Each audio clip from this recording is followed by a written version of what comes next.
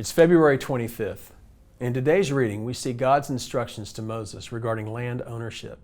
We see that God wants people to own their own farmland.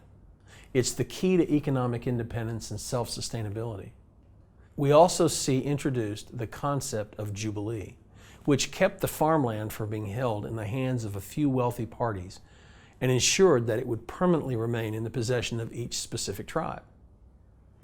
Yesterday, we also saw the introduction of the concept of the Sabbath rest for the land.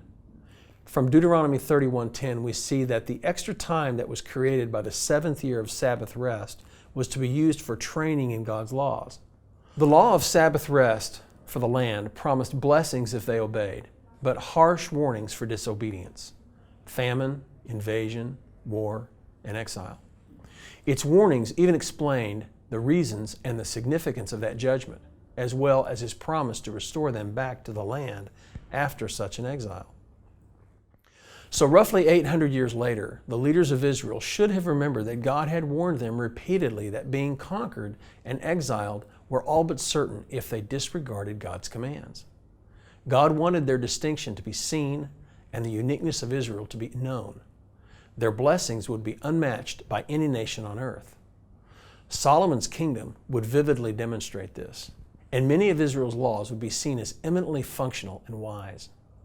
Modern science has validated things like the bacterial risks of pork and shellfish, and the health benefits to circumcision on the eighth day, and the wisdom of crop rotations and the resting of land.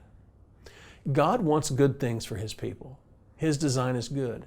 His process is functional for our benefit. Here's today's application. Have you always seen God's commands as restrictive, out of date, a hassle, or even irrelevant? Seek to understand them.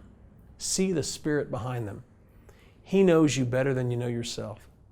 See His instructions for what they are, instructions for life. As a follower of Jesus, you are no longer under the obligations of the Old Testament law, but you are under the authority of the Spirit who gave that law. Embrace God's commandment to love Him and others as yourself. Go deeper with Him. He has much to teach you. Now here's today's prayer.